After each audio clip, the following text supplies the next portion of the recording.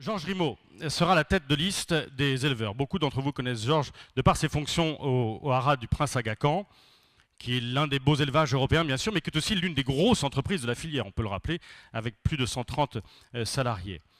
Mais si Georges est à cette place aujourd'hui, il ne faut pas oublier qu'il est passé par tous les autres métiers de l'élevage.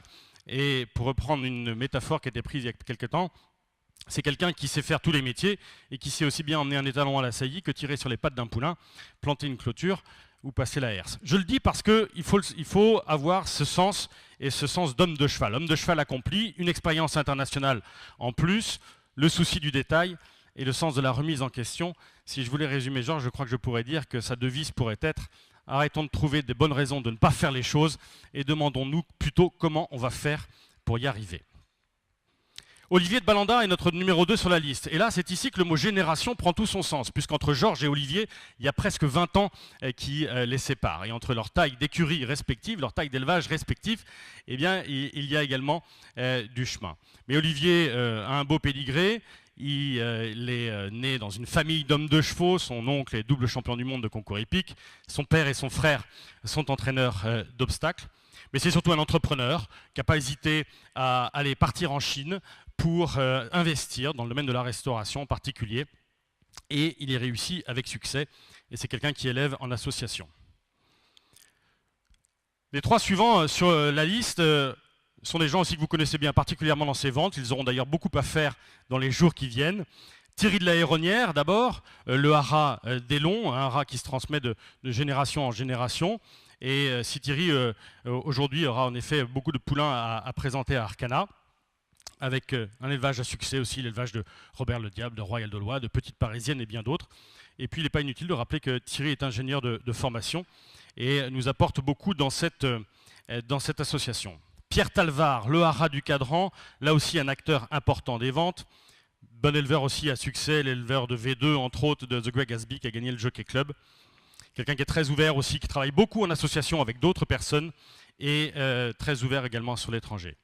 Philippe Liebeck, le haras de Bourgeauville, c'est la Finlande finalement qui est ici représentée dans cette association, signe de notre ouverture à l'international. Et il est ici ce numéro 5 sur la liste.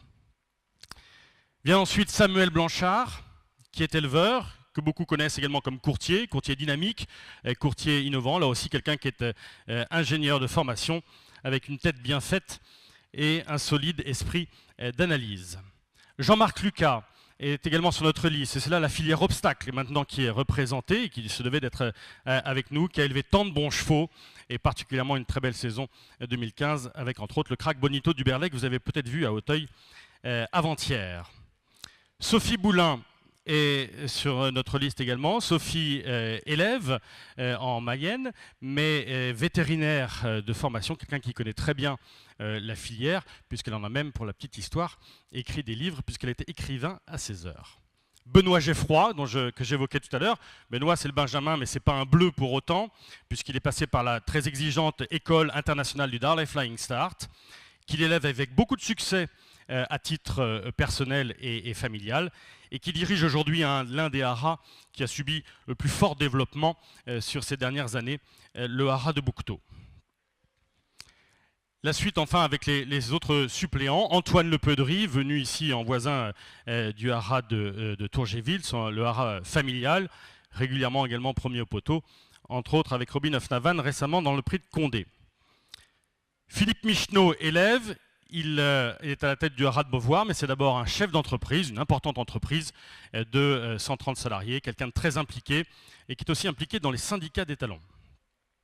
Et enfin François Offet, qui est éleveur sans sol et qui, de son métier, est consultant média, quelqu'un qui a beaucoup travaillé avec les médias sportifs, entre autres avec l'équipe, et avec France Football, et qui donc nous apporte aussi une expertise sur le domaine de l'image des courses.